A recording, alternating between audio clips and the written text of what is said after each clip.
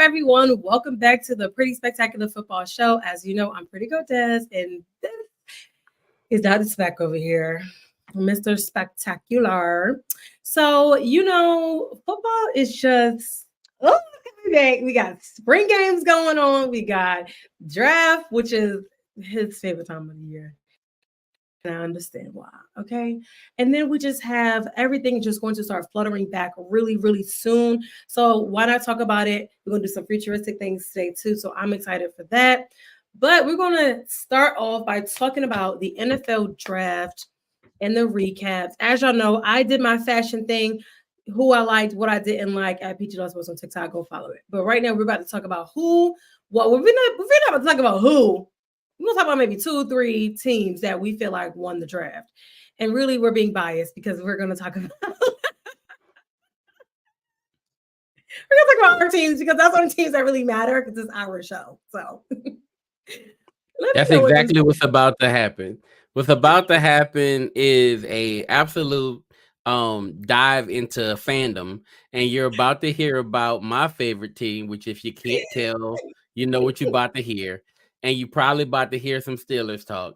And then you're going to hear sprinkle in your favorite team. If you want to hear about your team, ask a question or drop a comment. In the right? comments. You know what? Yeah. I feel like it's appropriate for us because we are so subjective all the time. We talk about everybody else. We barely talk about our teams. We barely become fans. No, we're barely fans on the show because we don't talk about everybody else's team. And I did the same thing over there, Pretty Girls. I'm like, darn. I don't spill it out enough. Now, if you see it on my story, I'm spilling it out. Like, it's just, we still nation out, okay? So today we're dedicating to our fandom because we had, not only are we from 2 really good fan bases, our teams both won the draft. I mean, like that's not even subjective. That's somebody else's opinion. I'm sorry, that's not even like fandom or homerism. That's somebody else's opinion of who won the draft. And there's 4 teams included in that: the Indianapolis Colts, the Philadelphia Eagles, who win all the time, I believe, lately, and the Pittsburgh Steelers and the New Orleans Saints. 4 teams PFF graded A+ grades for the draft. And like I said, if you got a team that you want to hear about, drop it in the comment. We'll talk about that. But you got to hear about the 4 teams, and we're going to talk about 2 of the 4 teams that got A+. So let's kick it off, Des. Talk about your Steelers. I know you were proud of them. Thanks. I'm super proud. I do just want to say, though, with the other 2 teams, I know you probably know more about that than I do on theirs. I feel like because the Eagles are always winning, I don't even need to talk about it. We know. The Colts are, the Colts won surprisingly, and I don't really want to talk about them. But anyway, still nation. The Steelers 2024 draft class. I got to make sure I say the names correctly. I'm going to mess up the first name. When I tell y'all, I wrote it down. I wrote the pronunciation out. Even for the mock draft, I did the same thing. I wrote the pronunciation out, and I still be saying it wrong. But our first round offensive tackle, we got Troy Fautanu. Don't think it's right. Mm-hmm. That's good. That's good work. That's good work. Okay. That's good work. Second round, we got a center, Zach Frazier.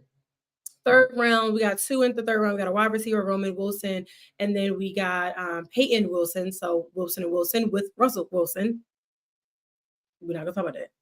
Then we got 4th round, we got Mason McCormick. He's a guard. Logan Lee, he's a defensive end in the 6th round. And then we also got defensive back, round 6, Ryan Watts. So not only do we get just about every position that we needed to fill, which I'm super excited, super proud about that, because for one, I'm like, I didn't know we had this many picks coming into the draft, but it was a matter of we filled every spot that we need to fill. And everybody was like, first round, why we didn't go receiver? Why we didn't go center first round? Because we need an offensive tackle. We needed a guard. And what I like about Troy is that even though they say he will not be trained for a center, he is very versatile and can be trained or cross-trained to be a center. And we're mostly proud, too, for our first-round pick because Troy was a fan growing up. He loved Troy Polamalu. So you know what happened when we had another Troy. So now we got another Troy. We got 2 Troys, and we about to just Troy it up. I'm super excited, but I'm also just super proud that it seems like we're getting back to some stability with our football team. We're getting back to what looks like could be an offensive. It is an offensive game, but what looks like it could be an offensive turnaround from what we had. So Russell Wilson, Justin Fields. I mean, and then we signed, a kick returner right when they changed the rules for kickoff. So I feel like we're trying to make the stars align, and we're getting back to what we know as Steelers football, and I'm just super excited about that. It might not seem super excited because I got to be a little bit calm while we're on the show because if not, you won't be able to understand what I'm saying. But super excited about the draft class. I think we did really, really well. Yeah, I I liked do. it. I liked your draft a lot, honestly. Man, a lot of people were really excited about Troy Fatanu. I can't say his name. But a lot of people were excited about him. I'm serious. Like in New Orleans, if we weren't able to get Fuaga, there's a few F's right across the board, right? You're either gonna get Fuaga or you're gonna get Fanatanu, or you're gonna get, some of these guys that were out there, Olufashanu, right? Like there are a couple of those F guys, and everybody wanted at least one of them.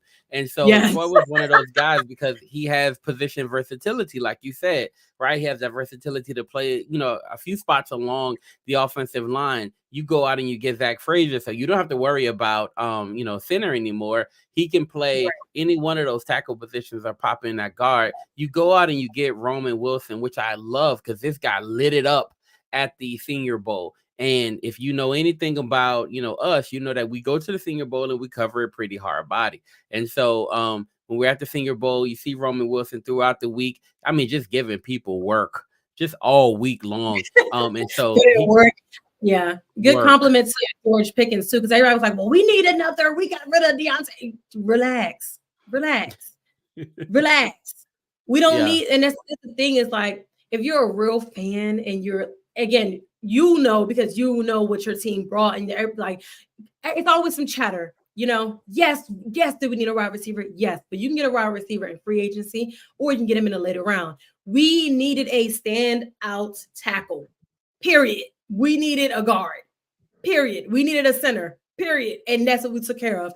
Now, if we would have been like other teams and would have took other positions that we did not necessarily need for an immediate use, then I could see why you would be upset. But the fact that we got the immediate use, and the fact that we are now filling holes and filling gaps for our offense, which is what we knew we needed, so we can face teams like the Bills and be more competitive, and like, the Chiefs and the Raiders and the Ravens. And I mean, we're 7-1 against the Ravens. I'm not yeah. But we can still be more competitive in that way. They actually put up numbers. We struggled and put up all of 14 points for a majority of the season last season. That's unacceptable.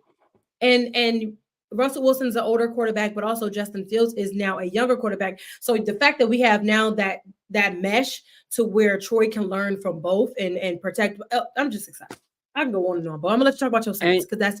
I mean, you should be excited. This is Peyton Willison, and if he didn't have any injury concerns, he was going to be drafted higher as well. You get him in the third round. I thought that was great value. People were talking about him early second, right?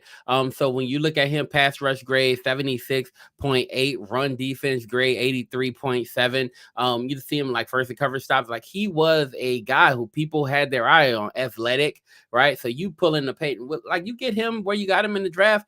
The value is through the roof. And I love the fact that y'all always have great linebackers, right? And now you just bring another one into the fold. And so, especially, golly, with y'all defense. He's about to learn under Watt. Be for real. Like, he's just going to be great.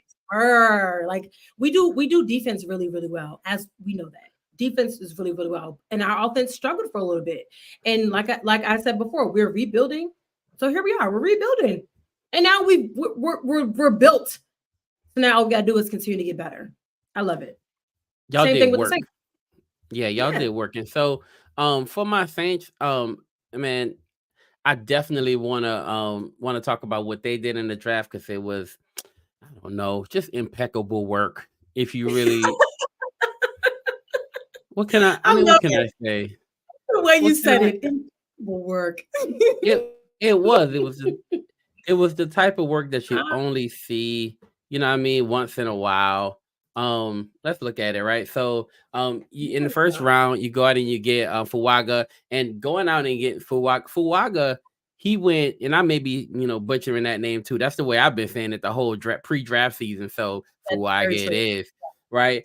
He's been a he's been a guy, like, if you were at the Senior Bowl, he dominated the Senior Bowl. Latu was getting cooked by this guy all and every other defensive end was getting cooked by this guy. He's a huge offensive tackle, primarily at the right tackle spot, which we need to replace Ryan Ramczyk. And you look at a guy like this and you're saying, man, I think he could come in and play right tackle immediately if we need to kind of plug and play. He's a guy who can plug and play there. The question is Ramczyk going to be okay? If he's not going to be okay, because they're talking about an injury that could be career ending, so he may be gone, right? We don't have somebody who we can believe in at the left tackle spot either. If Ryan comes back, then we can probably move Fuaga over there. But right now, I'm thinking Fuaga goes there and we go out in free agency still and try to bring back Andrews Pete or somebody that can possibly help us out. And there's a possible answer right here in the draft. We'll talk about that too. Kool-Aid McKinstry. Kool-Aid should have been a first-round draft pick, period. Right, but he wasn't. He got injured, and if you look at, he still ran a 4.47, I believe, in the 40 prior to the draft. You just kind of show people, hey, look, I'm okay, right? I mean, I'm not at full speed, but I'm doing well. Cornerback from Alabama, we get him in the second round. We do trade up to get him, and what I love about this draft for the Saints is they have a trend where they like a guy, they go get a guy, and they buck everything. They say, forget everything. And they go up. They go with, up with the Denver Broncos. Never mind. Yeah, they go up and get their guys. They really do. And here they were patient. They were patient at 14, stayed stuck, and got Fuaga. And in this particular case, they're like, you know what? F it. Forget it. We can't. We got to go get our guy. So they jump up and they go not too far up, and they don't give up any future assets. But they go up and they get Kool-Aid, and I thought that was a good pick. The pick of the draft, according to RG3. The pick of the draft, according to Ryan Wilson of CBS, the pick of the draft, according to a lot of people, is this one right here in the fifth round. In the fifth round, right? And I hold up 3 because that's probably where Spencer could have went. I could even hold up a late 2 because that's where he could have went. In the 4th, he could have went there. But no, at pick 150, the longest drought ever, right? I'm guessing in modern draft history, between the last quarterback taken in the first round and the next quarterback taken. So the last quarterback was taken late in early in the first round. And then from then on, you don't hear another quarterback's name until this name was mentioned, Spencer Rattler. And I put it on freaking, X on Twitter, whatever you call it nowadays. And I screamed, right? I screamed. I say yes with my list really loud, right? Because Spencer Rattler, you thought he was going, early second in the third or whatever, right? But you get him in the fifth round at great value. What I heard a lot is that this guy, what you're seeing here, is that Spencer Rattler dropped so far because NFL teams, they went back and looked at something he did on Netflix when he was a younger kid, right? And they couldn't get that out of their minds. And Ian Rappaport reported on it, and they saw, and if you go back and you watch that, right, and which I haven't seen it, but I heard a lot about it. He's cocky on the show. He's immature on the show. He shows all that. They can't get that out of their mind. They let him fall. He falls all the way to the fifth round, and the Saints are hoping to benefit from that. Hopefully, it's the steal of the draft. We'll see. I think I wrote an article about this morning that we dropped it. I think Saints fans are getting way too excited about this guy, and they're thinking he's going to be our savior for the future. They're already, yeah, they think Rattler is going to be Rattler Nation. That's basically what's happening right now. Saints fans. I love it. You know why? Because I feel like when it comes to players like him, you know how it is. Like, what you can do. He was great at South Carolina. It's not like he wasn't. It wasn't like he was like a bum. Yep. And you see names go ahead of his who are anyway. So he now has a chip on his shoulder, and he gonna play like he has a chip on his shoulder. And if he takes it the right way, then he's gonna be like, you know what, all you, just like the Tom Brady effect. All y'all slept on me, all you guys passed up on me, and guess what? I'm actually better than Bo Nix. I'm actually better than Michael Penix. I can actually stand with the best of them, but because you let that first impression before you even actually get to fully meet me. You allowed that impression to overlook my skill and ability. So now I got to show you better than I can tell you. So hopefully he takes it that route and he does become a savior for the Saints, because I don't believe Derek Carr, right? Yeah, That's your that's him. yeah. I don't believe Derek Carr is the answer. The other man that I don't know who he is, but y'all draft him. Y'all picked him up and signed him or whatever. I want to say it's Doug, but it ain't Doug. I don't know, child. I mean, He's an we answer. So we have what's my dude, man? This guy sucks. Nate that's Peterman. how we don't know his name. So Yeah. exactly.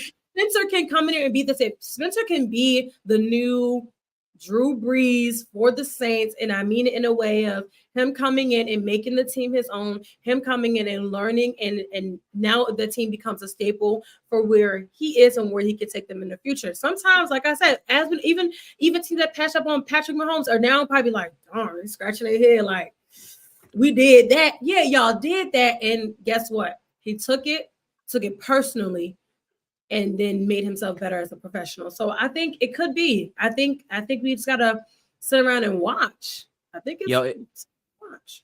it's so funny you bring up Patrick Mahomes. I saw earlier where somebody graded the listen to this, right? I'm gonna just read you this. Patrick Mahomes, Texas Tech, on Kansas City Chiefs from Buffalo. This they traded up to jump in front of the Saints. Grade C minus.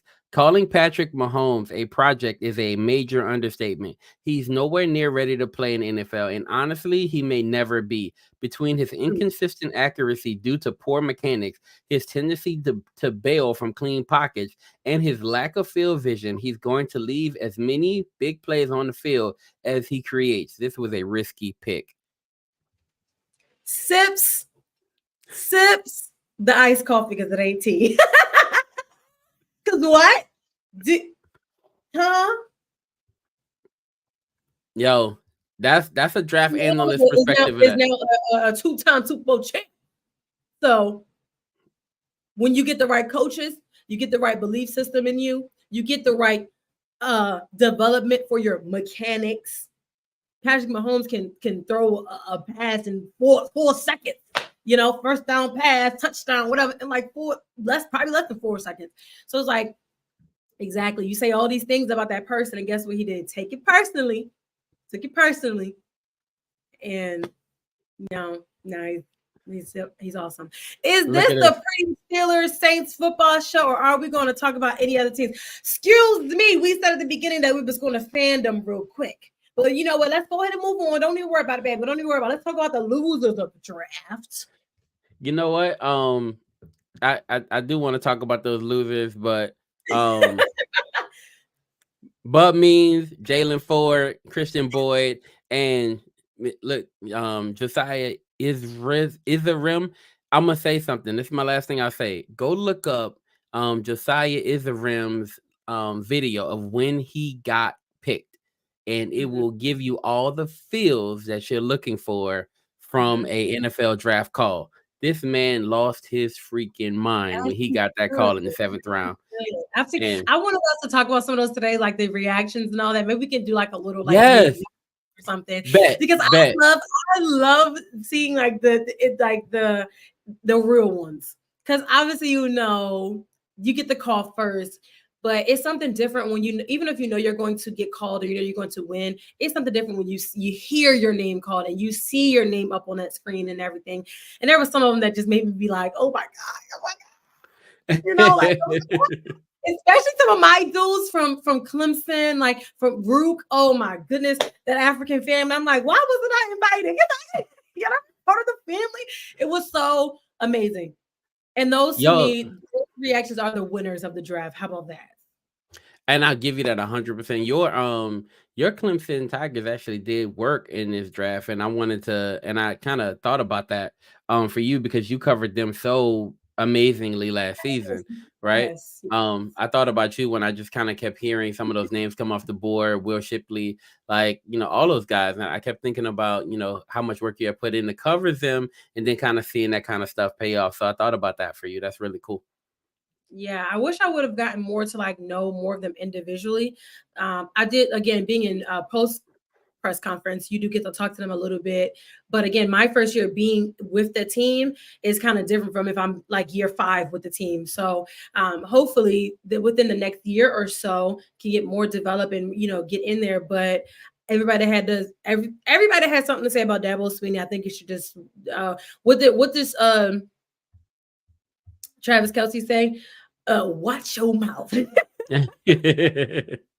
Mind your place and watch your mouth. Because right now, I forgot if it was 88 or 89. He has that many draft picks currently, the most for an active coach that is still coaching within college football. So that program, you go to that program, you're going to get the work. And I want to also congratulate Florida State University because I was with them too.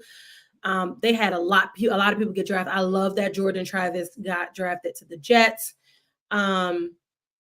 A lot of those guys. We'll talk about Brandon Fisk gets drafted. We'll talk about him later on.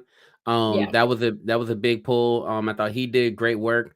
There's a lot. My boy, so the best. Okay, last Bills. thing on winning. The homeboy from the Bills.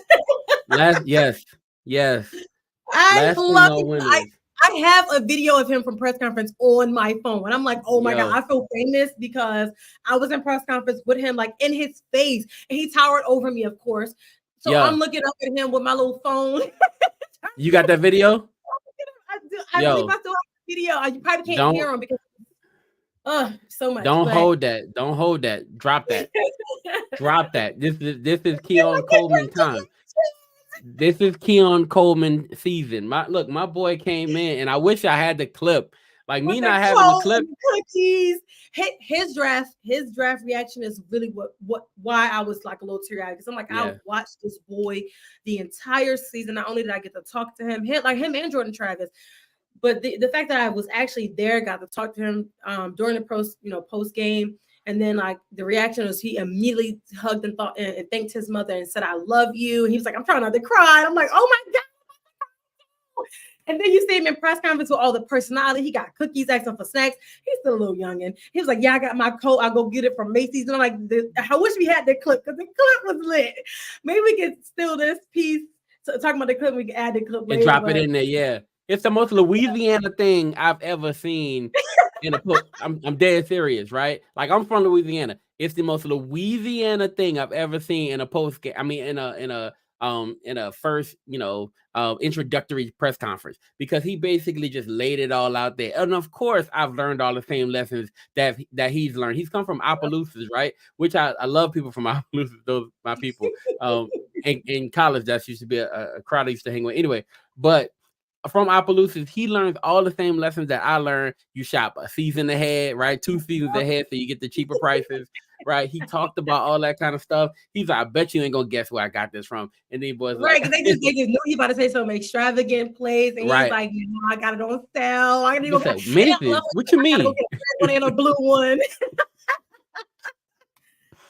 Like he went and got his little cookies or wherever he got them from, and but it was so refreshing and lighthearted. And I'm touch my heart.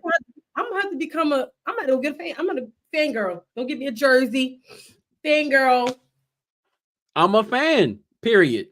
Fan at this point. Like he's the best. He had the best introductory, the best moment. Like, and it was so real. So so you know what? I wish we would have kept this while we were talking about that. I'm gonna have to switch that out. In post production. Yeah, but he was a winner, and then my homeboy from Carolina, that's another winner. But we'll talk about that later too. That's another winner. Let's talk about the losers. Go for it. Okay, so although they didn't get an F rating, they did get a head scratcher rating, and they got a C minus. They got the lowest rating. So PFF didn't give out any D's or F's. The lowest grade they gave out, I don't know if they're being nice or what, but the lowest grade they gave out was a C minus, and Atlanta, they get it. I feel like, okay, I'm a fan of Michael Penix Jr. I am. Yes, I am. Great young man, respectable. Yes. I didn't know he was that old, but whatever. I got to see him in various different TV play, whatever. I get it. I want him to succeed because I like him. Great. Left hand, and he's left-handed. I'm left-handed. We just need to be friends. So I get it. But what I don't get is when you're in this league, and I've seen lots of videos on it to know that my opinion is the same thing as their opinion. But when you don't get what you immediately need in the draft, which is what the draft is really for. Get what you immediately need. Yes, can you get your future players too? But you get your future players sometimes in the later rounds. You get what you need immediately if you want to win, if you want to be super competitive. If the goal is the Super Bowl, and everybody's trying to go to the Super Bowl, clearly not everybody, but if the goal is to get to the Super Bowl, you need to take what you immediately need.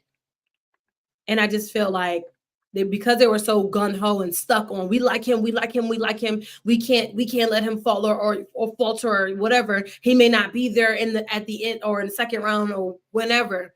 We're gonna get him now. And it's like, what? And it's a slap in the face to both of them, Michael Penix Jr. and Kirk Cousins, because it's like you just paid Kirk $180 million. He on a 4-year contract. Even if he don't last 4 years, even if he only lasts for 2, you still gonna sit Penix for 2 years. You pay him $180 million. He's about to be on a rookie contract. What are you doing? I understand we need him for the future, because if you have him for the future, then we have a really good problem. Or blah, blah, blah. You could still pick up somebody like a Spencer Rattler to give you a really good problem, who can still fit into the Atlanta mold. You can pick up somebody else later on in the draft that may still actually be there. You pass up Rome Odunze to take a quarterback, and you don't need a quarterback? I would hold on. Do we not have sound effects on here? Because I'm trying to drop a bomb. Like, are you crazy? You send him to Chicago? What are you doing? And like, it just doesn't make sense. Like, yo, people would have had issues if people would have had issues. People would have had issues if they would have picked Rome. People would have had issues. They probably would have been like, you don't need Rome, whatever, right? You need defense. But you're absolutely right. You got Rome on the board. Right? Go ahead. Because you preaching. You preaching. I'm just saying, you go out and you get, Bijan Robinson. You got it's just so many. And then one of my friends, he is actually like, he probably not going to be a Saints. I'm not a Saints fan, a Falcons fan. No, after this. But this is interesting. I don't know if you want to fill in the gaps really quick. Look at our boy on the screen. Yeah. I'm sorry. So this is it was like a tweet or something. I'm going to read it really quick. I know we be on these subjects phone, but it says it's the Falcons. This is for the Falcons. Yeah. And all the draft picks. They drafted a tight end 4th overall over Jamar Chase, Micah Parsons, Jalen Whittle, or is it Waddle? Whatever. Jalen and Devontae Smith. So they draft and they leave all these on the board. Then you draft Drake London over Garrett Wilson and Kyle Hamilton. We know Myles Garrett, Defensive Player of the Year. And then you pass on Jalen Carter, was last year or the year before, to draft a running back at pick 8. So you draft your running back. Maybe not a problem. You got your running back, cool bean. But then you draft, I believe he's 24, but they said 25. 25-year-old quarterback with 7 ACL tears a month after signing a free agent to a 4-year deal. You pass on Rome Odunze, Laiatu Latte, and Dallas Turner. Yeah. And then it says, fire Terry. I'm not hearing any more arguments. He needs to effing go. But when you look at it that way, again, this ain't my tweet. It ain't my tweet. It was something that was sent to me. But when you look at it that way, you look at the names they have left on the board, you look at the names they've passed up. A lot of these names on this list right now are defensive players of the year. They're making something shake for their teams. So you're passing up on what you need immediately for what you want futuristically. And the game of football is not futuristically, if we're being honest. The game of football is right now. What are you going to do right now? When the fall starts and preseason kicks off, what are you going to do? And I had to hold my Jersey accent because I was about to say kicks off. What are you going to do? What are you going to do? That's Just I love that analysis. I love whoever tweeted that. I love their intimate knowledge of their team, right? And I don't know if they're still a Falcons fan or not, but what I love is that they go back and they basically help you relive the problems of being a Falcons fan. And as a Saints fan, I really love that fact that they're going through that. Either way, when I but just true. But but as I listen to these problems they have, with great joy, I think about Kyle Pitts when he's coming out, and he was a freak of nature. He was Mhm. in college. He is somebody who you're looking at and you're saying this guy is a once in a generation type of talent, and you're thinking that you're gonna, of course, you select him. It wasn't far fetched for them to think they were getting the unicorn, basically, right? And they had done this in the past to the benefit of all Falcons fans. In the past, they were very aggressive, going up and getting Julio, and he was a freak of nature. He was the unicorn, and he panned out. And so this new, this new, group is thinking, hey, look, we see a guy like Kyle Pitts. No way you go out and you pass up on a guy like that if you have a shot at him. So they took him. Bijan Robinson is another Mhm. great player. Like, we met Bijan. We have interviews with Bijan. Just check the channel, right? And me, he's a very humble guy. Like, if I was drafted and I met him in person with all that talent and his personality, ain't no way I'm passing on him either, right? But you So gotta find somebody to complement these players. And think about Michael Penix is not complimenting them right now. not right now. So okay, if we look at this current situation, and I don't think they're right. Now, if you look at the rest of their draft, right? They addressed everything that people are having problems with, right? They go out and get a great defensive tackle, and You could have got the best defensive tackle the first round. You could have no, put your money. not that. You could That'd have have put been your money where your mouth is, or that'd have you been could way have too filled high. That'd have spot. been too Okay, high. okay, we don't want to take defense in the first round. Okay, cool beans. You still could have filled some of these other positions higher. You need right now. You need people that's going to help Kirk Cousins win you some games. You know what he's going to do. He's going to help you out during the regular season. But what you need is your postseason progression.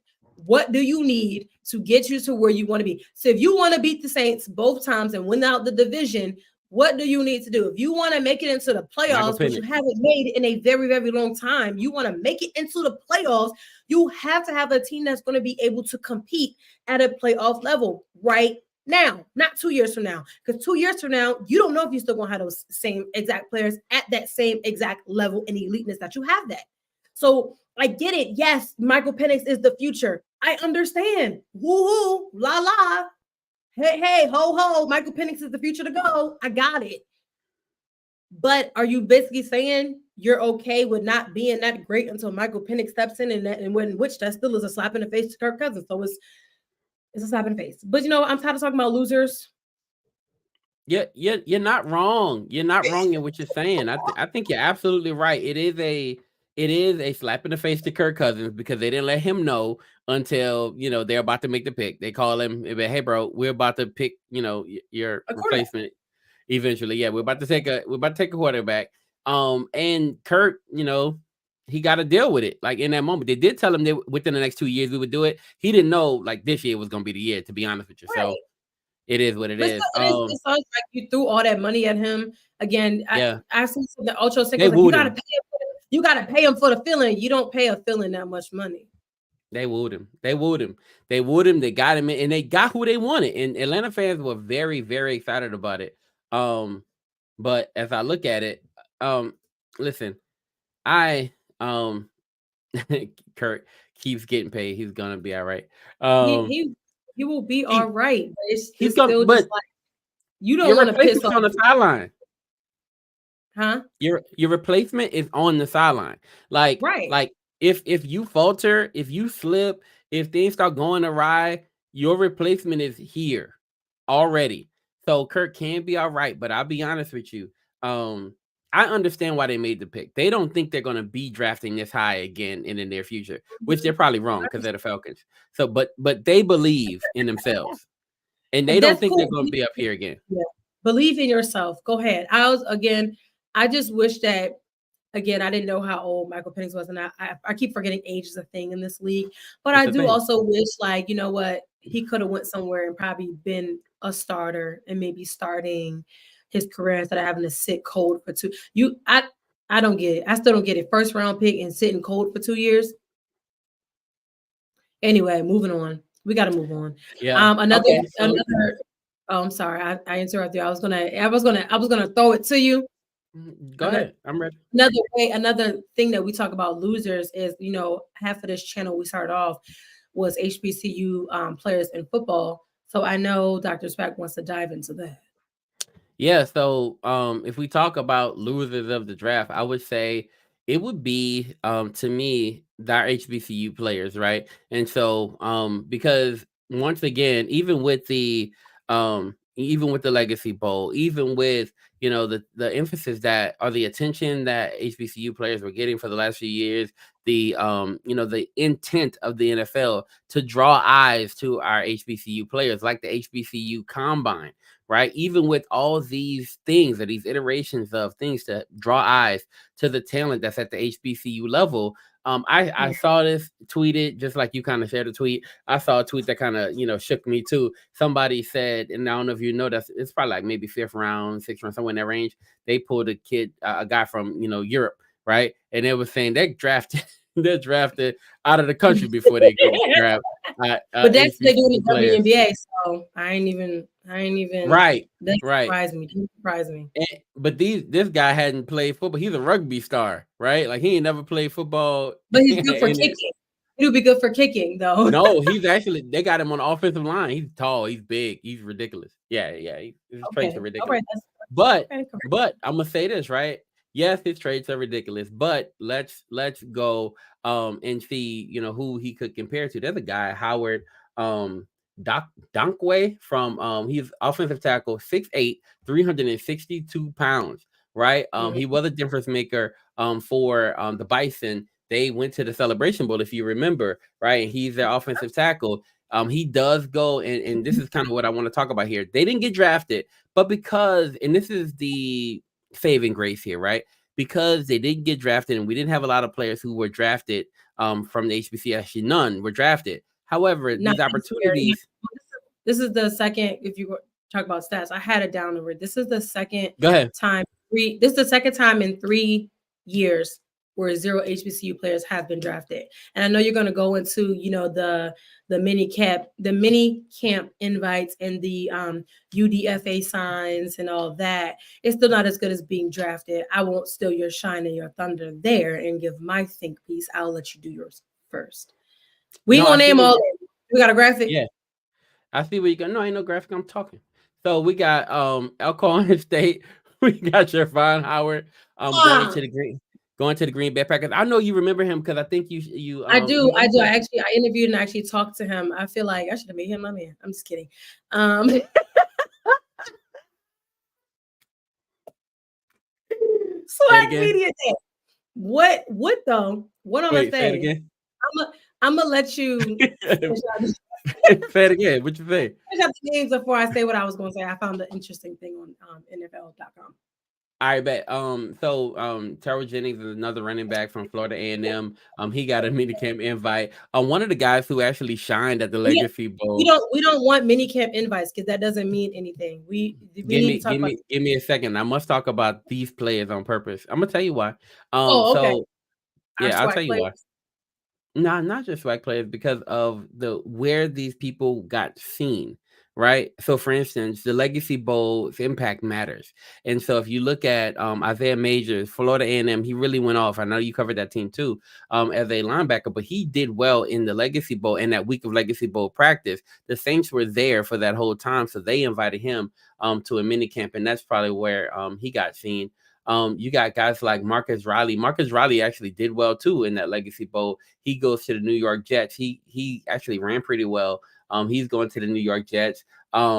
Jordan Towles going to the Baltimore Ravens. Mikey Victor, who should have been drafted. And that's so we actually talked to Blue from the Blue Bloods. He covers all the FCS. and he said if there's any guy who he thought would get drafted from the Yeah. HBCU level, it would be Mikey Victor. Is that the Last year, from Alabama? Is that the Alabama one? yep, that's the Okay. Alabama State kid, right? I And if want to you're make sure I have the right name.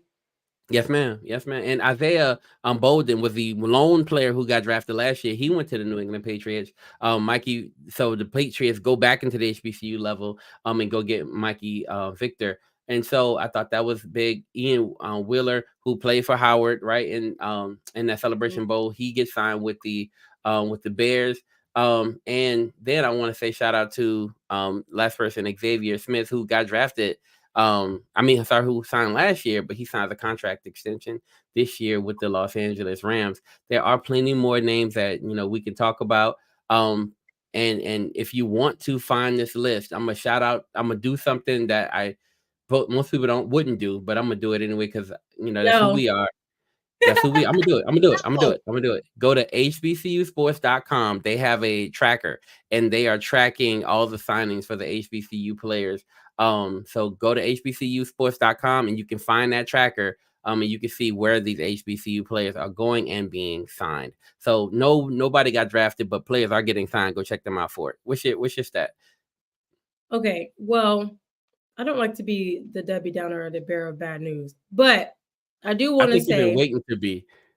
I have not. Yo, last one. Shout out to Sundiata Anderson going to the Seattle Seahawks. Go ahead. I have Kill our not. vibe. What I am killer. going to say though is I'm going to double check before I say what I got to say because I want to make sure. Okay. Okay, so I'm correct. So I get the whole tracker thingy, but people that are like me that like to follow the NFL through the NFL. So when I looked at the NFL.com, they actually have, and this was updated. A lot of this days was like 2 days ago, updated. No, what's today's 29th? This was updated today at 3:03 p.m. It tells you this is the undrafted rookie free agents team signings after 2024 NFL draft. And a lot of the names that you mentioned are not on this list. So we don't know what's actually going on or whatnot. Yes, keep fun with the tracker. That's cool. But also pay attention to this. I also do because we are educators first. I know we like to talk. Tell me what name you're not finding there. In terms of, I've already looked at them. I've seen them. Some of them are not on there. Like if you look at the teams, you said somebody is going to the Green Bay Packers, right? You got Trent Jones. Yeah, that's Howard. That's what I'm saying. So I said not all of them are on there. Like for example, the New York Jets. Mm-hmm. The New York Jets column is empty. It's empty. Oh no. So that may not be updated yet. Go to the Saints. It literally was just updated Monday, 29th at 3. I'm not doing all of that. Why am I going to the Saints? No. I'm saying go to the Saints. I want to check something. Quality control. What do you mean? I'm not doing all that. I'm trying to teach and tell what is an undrafted. We need to talk about what is an undrafted free agency. What do you see for the Saints? I'm not looking at the Saints. What's the name for the Seattle Seahawks? No, I'm saying if you go to the Saints, minicamp invites will not be on this list, by the way. I'm not looking for minicamp invites. I'm looking for signings that I know. So how many players do you see for the Saints? The Saints have quite a few. Okay, how many you want me to count all of these? No. Just round about. How about this? 2, 4, 6, 8, 10, 12, 14, 15. If I'm correct. Okay. The Saints have 15 UDFAs on here. That's about right. Okay. As of today, 3 p.m. So, like I said, we don't know fully what's going on, but we do know the NFL does update this and track that they just updated 4 hours ago. But what I wanted to say in order to construct that, I didn't know what the UDFA contract was. So I had to look it up to figure out, I'm like, okay, what does this even mean? What's this going to go? Because I seen these people are getting signed. And then I seen, well, these people are getting minicamp invites. And I'm like, what? Because if you don't know, you're about to find out because that's what you're supposed to be here for. Regardless if we want to sit and argue and say, oh, this is not updated or not. I don't think it is because there's no way there's no way that an NFL team at this point hasn't made some signings of UDFAs. There's no way. It happens directly after the draft, and so There's quite a few teams on here there's who have there's this. but there's no way that there's Maybe it's no way. their people. There is way. There's way. No, People always there's no way. There's there no is way. way. The Because competition. yesterday, the 49ers didn't have anybody, and I checked it yesterday because when we said we was going to talk about it, and I've been tracking it myself because I started tracking the HBCU players, and as of yesterday, I only had 4. By the time I stopped looking, I had 4, and I think They may now not. It may not be reported there, but there's no way that these teams have been inactive from the end of the draft, which happened at the end of Saturday, to today, that they've been inactive and signed nobody. Their email to their communications people, to their player Okay. personnel and development people, and ask Okay. them how you can go ahead and send them an email. There's quite a bit of them on here. So, like I was saying before I got interrupted, so we can move on. Okay, let's get into it. I'm just being honest. Free agent. This man don't know his manners. Interrupt me while I'm talking. Is essentially a player, and the contracts can be any time, length, any amount. And what I was reading through is that a lot of them are used for training camp purposes. Some of them, if they're really good and they're standouts, they'll make the practice squad. And they say very rarely do they make the actual 53-man roster in the team. But if you get signed to the practice squad and the practice team, then essentially you'll be on that team and you get more time. So essentially everybody that's in the UDFA has to continuously try out and try not to get cut from OTAs, training camp. If you get invited, whatever your contract says, the NFL does a good deed with doing contracts and all that. So a lot of these players that are coming in, they're going to sign a whole lot of UDFAs because they want to have a plethora of people to play against them when they go to training camp and have people in the practice squad that are of good caliber and of good standing. So if you didn't know what it was, that's what it is. It's not saying that the person is going to be on the team. It's not saying that they're going to make it all the way through, but they have a chance to show and prove themselves as to why they could be on the team and on the roster. A few players, and we're talking about HBCU. If we're going to talk about HBCU space, because I'm talking about all in general. If we're going to talk about HBCU space, there has been some players who have made it to make training camp rosters and practice squad rosters, and some of them have been able to step in if key players are hurt or so, depending on what they do and how their contract lasts. So what we really need to see is that they get longevity contracts, so that way they can make it into at least going to training camp and at least going on to the practice squad to get through OTF. I keep saying OTFAs. They can get to the OTAs, so they can get to training camp. OTAs and then training camp, and then hopefully we can actually see them advance and make it. So if you're looking for players, again, any player at this point that maybe didn't get drafted, any player that you're like, well, I've seen them ball out. A lot of players from the Senior Bowl did not actually get drafted, so they're trying to get signed with a lot of these different teams. So prayers up to them. Let's hope that they get there. But if you didn't know what the contract was, because I really did not know what that meant. I'm like, I understand. I knew what mini camp invites are. That means you need to come to mini camp and you need to do your best. Because I know some people who actually went to HBCUs. One person went to VUU, and he got invited to the Bills training camp. Not 1 year, 2 years in a row, maybe 3, but at least 2 years in a row. And something he was doing, he just couldn't make it out of the mini camp. So pray for your favorite players. That's all I was trying to say. Follow the tracker for any person that's not HBCU that you want to see. And if your favorite didn't make it, you better hope they do. But yeah, we got to do now. We got to move on because we've been on here for 49 minutes, child. We like to talk. Can't y'all see we love football that much? We love it that much that we'll go back and forth together. But before we do our commercial break, we do have to talk about we're gonna make some futuristic crazy predictions. It's so early, but we're gonna make them anyway. We're gonna do Rookie of the Year, offense and defense. I'm gonna let Ernest go first because Dr. Spack, sorry. I'm gonna let him go first because I don't know. I'm struggling on this one. I got this one clear. I'll say, you know, Transition our side, man. let Hey, me finish. Doug. Um, but look, I'll say that I hear your point on, on NFL.com. However, I if you want to know, right, Lee, you can follow a lot of things on Twitter, and you can find out how these HBCU players are being signed, because they are being signed. And I see your point of it'll be Gotta tough hope for his them to name. make it through. But here's a name I'll give you. I'll just give you one name, Emmanuel No, we Wilson. don't want any more names. We've heard you say all the names. I'll, We gotta listen, move his on. We name know is Canadian power. Emmanuel We know. Wilson. His name is Emmanuel Wilson. Last year he played for the Packers. He made it through training camp. That story she just said, that he made it through training camp and he made it on their roster and he contributed to their Good playoff for game. them. Good for him. Come on the show. Tell us your journey.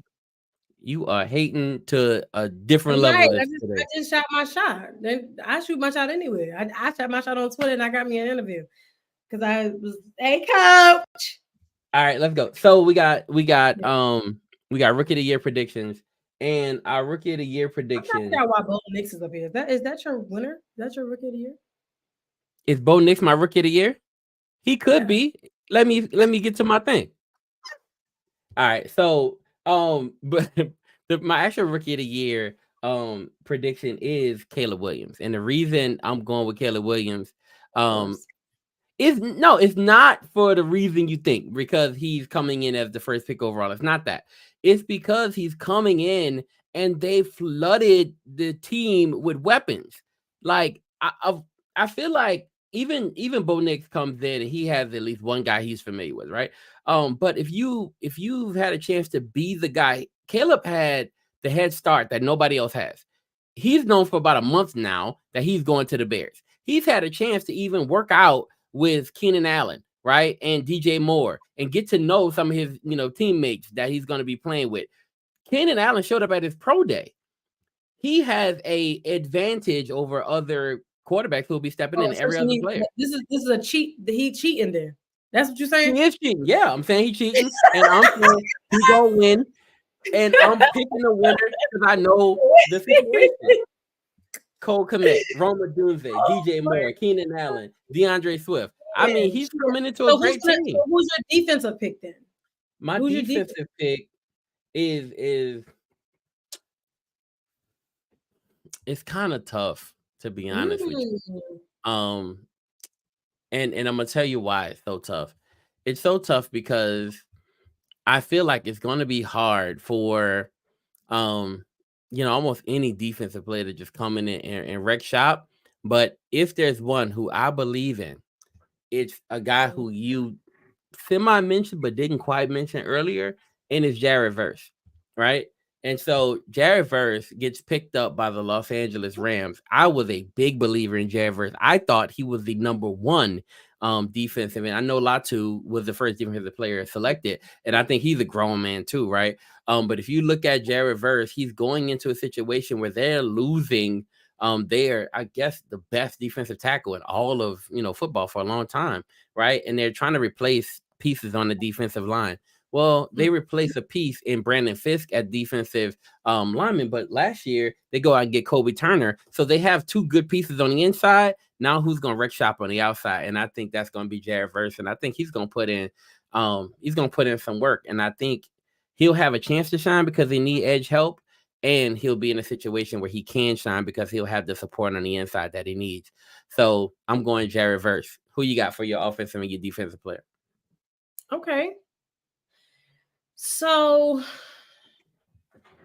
for my offensive player of the year, I'm going to say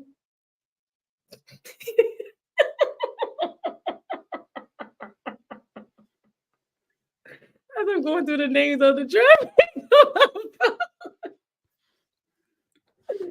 I had to get a recap. Can I tell him something? Y'all listen. The draft is my thing. I love the draft. And Des goes along with it. I love the fashion red carpet. Des goes along with it because she also can vibe with it. She knows football very well. right? But the draft is really my vibe, and that's my thing, and so that's why we talk about it as much as we do. But Des participates in this part, so go for it, Des. I know you got some. I know you got a name. I just gave I you more have time too. no, I have two names. I have two names that Go go for it. for I'm six. ready. And if you know, I'm a defense. If you don't know, I'm a defensive girly, so I love defense. Defense is my thing. So when Bet. it comes Okay. to Okay. offense, when it comes to offense, I gotta think about it a little bit Okay. because Okay. Okay. so I think that Marvin Harrison Jr. could be offensive rookie of the year because they say by far he's the best receiver in the draft class.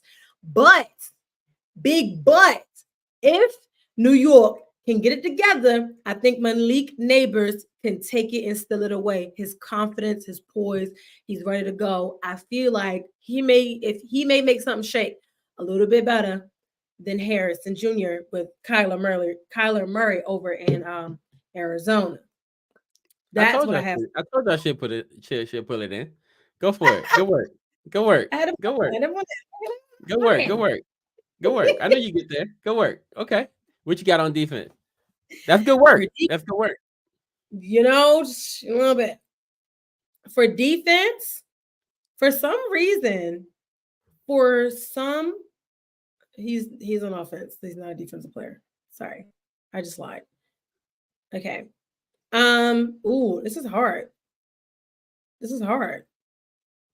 Hmm. Yes, it's not easy. Hmm. But in Defensive the players are meantime, look, while you're looking, I'm I'm gonna gonna give say another name. Dallas Turner. Okay. Why? You gonna get this work. Keep trying to play me. Go for it. Go for it. If I get that man producer, really get Go for it. Go. No. I okay, wait, because I like it too. he is a chastiser to the quarterbacks, a chastiser. Okay. Yeah. Oh, he's really good for a defense. I want to read his little thing right here too. It says Dallas Turner Go for it. played in high leverage scheme under Nick Saban. Another reason why he played under Nick Saban, like put some respect on that name. Okay. So it said he should fit right into Brian Flores' unit in Minnesota, which is very true. Brian is highly defensive. He will fit into that. Adding an athletic freak like Turner with a great first step quickness, bend and burst is huge for a defense that is always challenging the IQs of opposing QBs. So to me, that tells me he's coming off quick, he's fast, he got good hands, he's explosive, so he got good feet. He's good. Brian Flores is going to put him to work. It's going to make him even better. He's going to take Saban and make him Saber. I don't know. He's gonna just enhance him and make him blossom into this beautiful, beautiful, beautiful defensive player. And he's going to be getting after the quarterbacks very quick and sturdy. Good work. That's one of the ones, y'all. Good job. Good work. Yes, ma'am. Good work. Good work. I'm with it 100%. Yeah, I like Dallas Turner. And I think that fits the bill. All right. Yes. Okay. Yep. So now, now that I had to make this outrageous prediction, I need to see the boys play at all or nothing. We do have to thank our sponsor because we have been on here for quite some time, and we did not thank our sponsor yet because remember, it's a brand. No, it's not a brand; it's a lifestyle. Ooh, don't hurt me, don't kill me, okay? So let's go ahead and get this sponsor break in, and we'll be right back. It's not just about the love of the game. It's about dedication and commitment through the process and the patience to endure. There's joy in reaching your goals and peace in knowing you've done all you're supposed to do. Ozell brand. It's not just a brand, it's a lifestyle. Well, you heard it here first. It's not just a brand; it is a lifestyle. And a lot of what we have to talk about, we've already completed. That was the meat, bread, and potatoes was in our first couple topics because we know y'all like to fall off after a little while. Y'all don't be paying attention. But we're going to slowly and more like slowly, quickly move in to our last 3 or 4 topics that we're going to talk about. Will the Texans win the AFC South? I think they will. I think they were highly competitive last year. They only are getting better with the weapons that they're putting there, like Stephon Diggs and all that stuff. So I think they're going to win out the South. I think they're going to be highly competitive for the AFC. And I'm a fan. I really am a fan.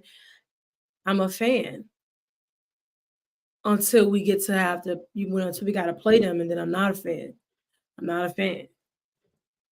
But yeah, I'm a fan. Yeah, I'm with you. I love what they did. I love what they did in the draft. What was so funny to me was how their quarterback he lost it when the San Francisco 49ers picked Ricky Pearsall, right? Because he really wanted him on his team. He thought he would fall to the second round, or he thought he would fall late.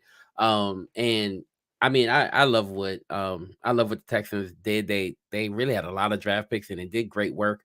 Case Stover from Ohio State was a good tight end. Lassiter coming from UGA, like people thought he would be a first rounder, at least a late first rounder. They get him in a second. I thought they did great work. So if you look at what the Texans did, they basically just added to what they already had. Yeah, which is Derek Stingley's great on the outside. Right, being productive, getting what you need for your immediate return, like in your immediate return. They are a prime example of you want to build your football team for the now so they can play. And then what do you do the next year? Continue to build on what you're already building. And the next year after that, they're going to continue to build on what they're already building. Somebody should take some notes. Atlanta should take some notes from the Houston Texans because they did it right. And it's been highly successful and it's just going to continue to become and be successful. So we predict that they are going to win the AFC South. I'm not predicting no further than that because I'm not doing that. But we are going to move on because we need to know, are the Rams returning to dominance? I heard a lot about them with the draft and like how they're really starting to pick it up and put it back to the gruntiness, even though Aaron Donald, they're going to be without him for the first time in a very long time. So I don't know what you think about this. Yeah, so if I look at the Rams, one thing I really loved about what they did, we talked about already, which is Jared Verse, right? You get Brandon Fisk in the second round. You saw last year they had a really great, running game, and you saw what they did on the outside and Puka Nacua, right? Like you saw how Puka like really did his thing, along with Matt Stafford. I thought, and their offense is phenomenal, but they keep adding to that running game, and Blake Corum they get from Michigan. I really love what they did with this draft. They're another team. They got a B+ in the draft because for what they did, but I thought they did work, and I think what they did was reestablish that defensive line and kind of bring in some pieces to cover up for the loss of Aaron Donald.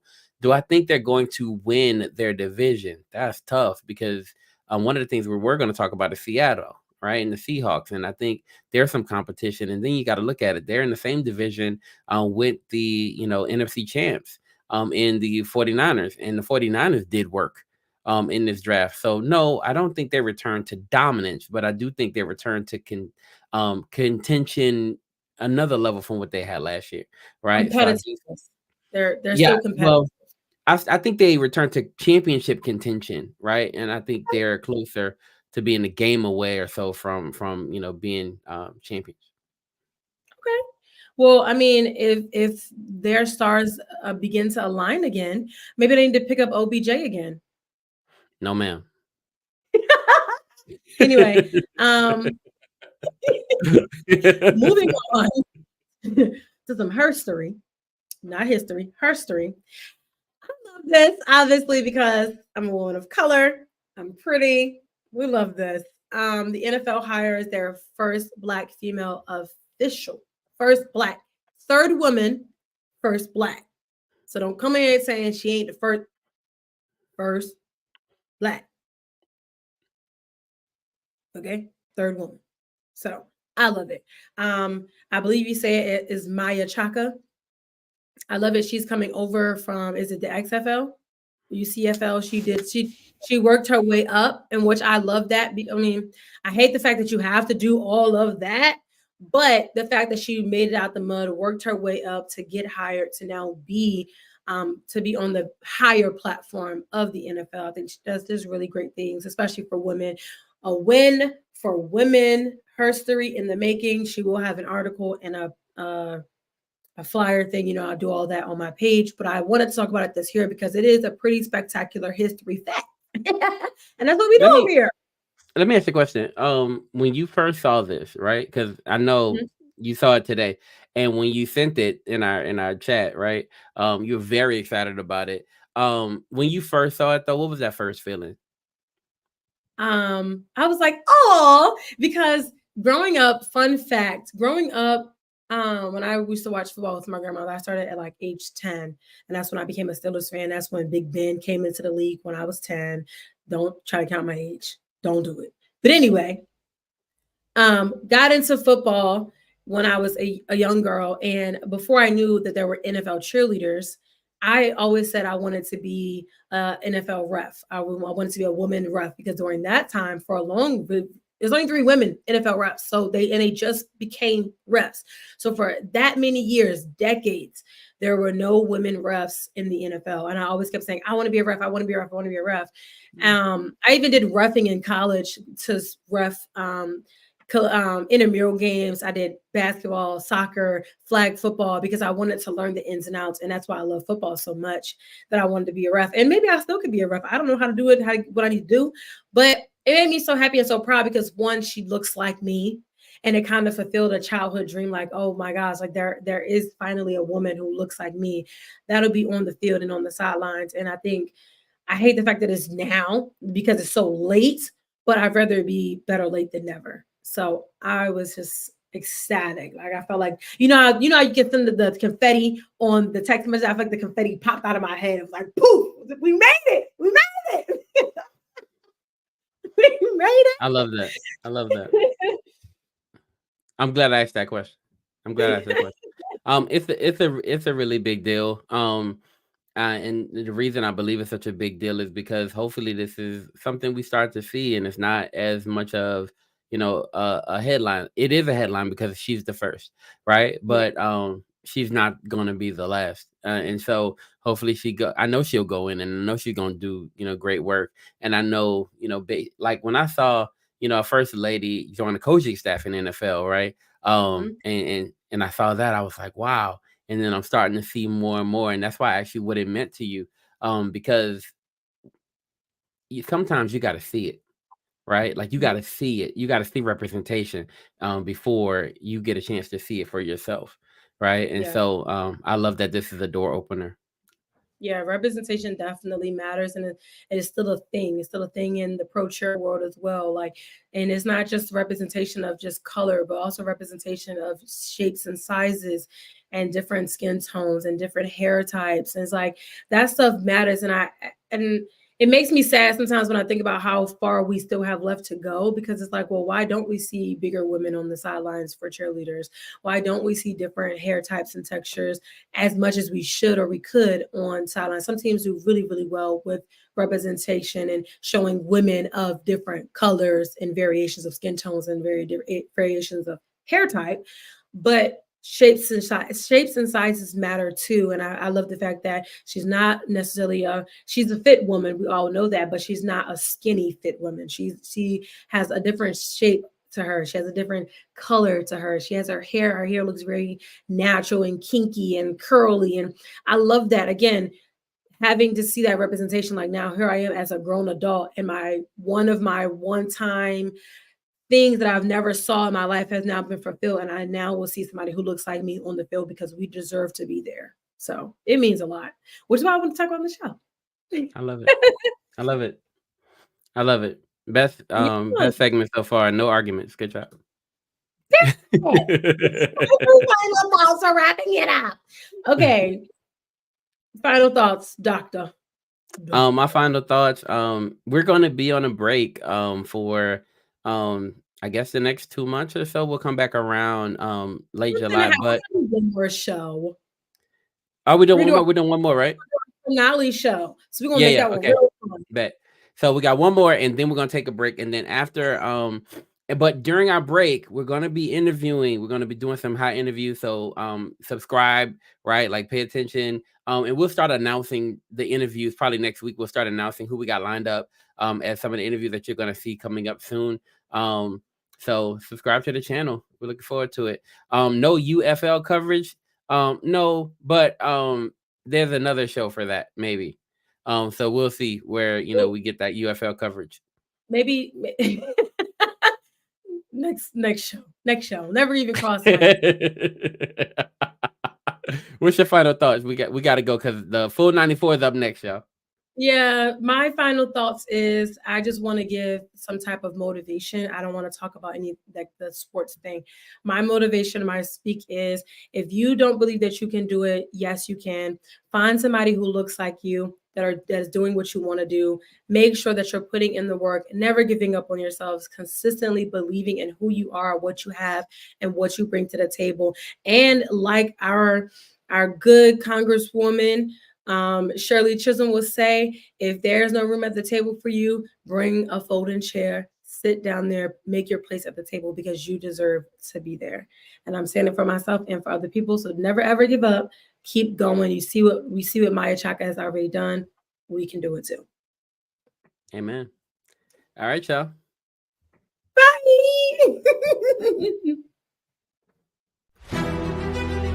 It's not just about the love of the game. It's about dedication and commitment through the process and the patience to endure. There's joy in reaching your goals and peace in knowing you've done all you're supposed to do. Ozell brand. It's not just a brand, it's a lifestyle.